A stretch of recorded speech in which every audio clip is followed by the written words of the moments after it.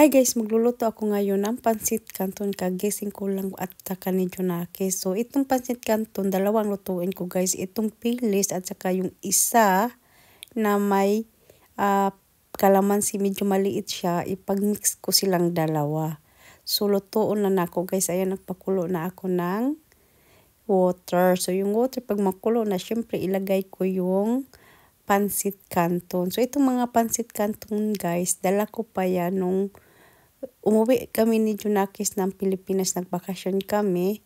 Tapos ito napansin ko doon sa supermarket.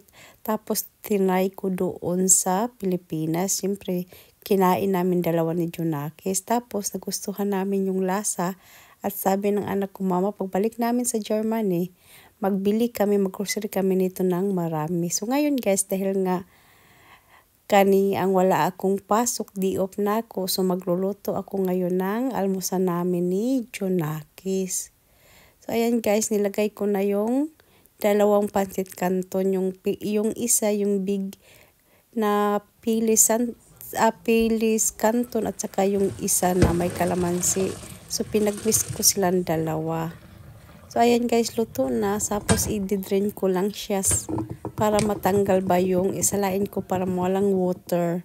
And then ayan, ilagay ko na sa isang lagayan dahil nga doon ko i-mix yung iyang seasoning. So tinanggal ko na sa plastic, tapos ilagay ko dyan sa isang lagayan para pag-drain sa pansit canton. So ibubuhos ko lang. So ayan guys, na-mix ko na. So maghati-hati kami ngayon ni Junakis. So ito yung almusal namin guys. So gustong-gusto ng anak ko itong pansit canton. Kahit ako, masarap siya kasi guys, hindi siya maalat and medyo maasim-asim konti. So ayan po guys, kain tayo. So ito ay almusal namin ni Junakis. Sabay kaming kumain dahil nga late na kami nagising. Tapos si Mr. na trabaho na siya sa home office pa rin si Mr. hanggang ngayon. Ilang years na si Mr. nag-home office dito sa bahay, nag-work siya. So pag may work siya, maaga talaga siya gumigising. Tapos ako wala ang work, day off na ako. Tapos late na kami ni Junakis gumising. And then ayan guys, luto ako ng breakfast namin. So fast forward diha guys, humananamog kaon ni Junakis. Syempre mainit ang panahon ngayon. So naisipan kong maggawa og shake. Kasi nung last week pumasok ako, may kasamahan kasi ako sa trabaho na ang iyang department sa prutas. Tapos galing siyang Honduras siguro siya. Tapos, nakita niyang bumili ako ng kapayas. Tapos, tinanong niya sa akin kung ano daw gagawin ko sa kapayas. Sabi ko, balatan, kainin nyo lang, alam ko. Sabi niya, hindi, gawin ko daw ng papaya shake. And then, sabi ko, ha? Masarap kaya pag gawing papaya shakes. Tapos tinuruan niya ako, sabi niya, masarap siya, pwede mong lagyan ng milk, pwede ding hindi mo lagyan. So mas gusto ko kasing lagyan ng milk. Sabi ko, sige, i-try ko sa bahay. So guys, ito yung papaya na nabili ko, 'di ba? Malaki, kasing laki ng mukha ko. Malaki pa nga sa mukha ko.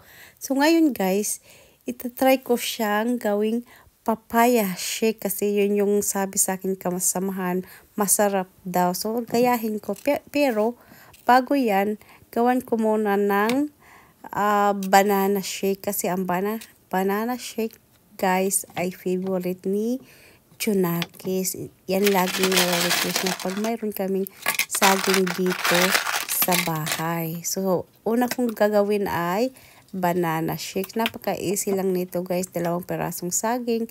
Tapos naglagay ako ng fresh milk at saka kunting ang vanilla sauce. Kasi yan favorite ni Junakis. Tapos i-blend ko lang siya sa ang mixer para smoothie ba yung banana. Tapos naglagay pala ako dyan ng ice cubes.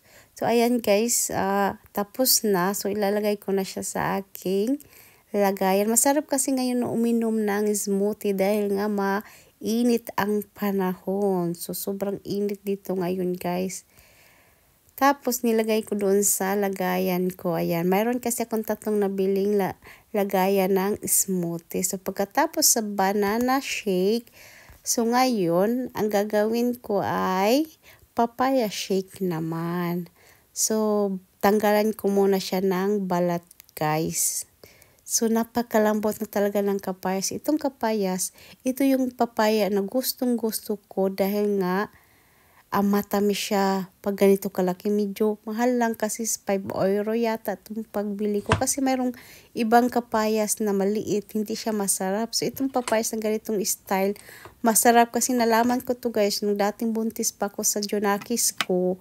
Ito lagi kong nakikita sa supermarket ba. Tapos, na-try ko siya. Sabi ko, ay, ito gusto kong itong klaseng papaya. So, ito na yung ano ko, nasanayan ko ganitong klase. Pero, pag maliit, hindi ako bibili kasi hindi siya masarap.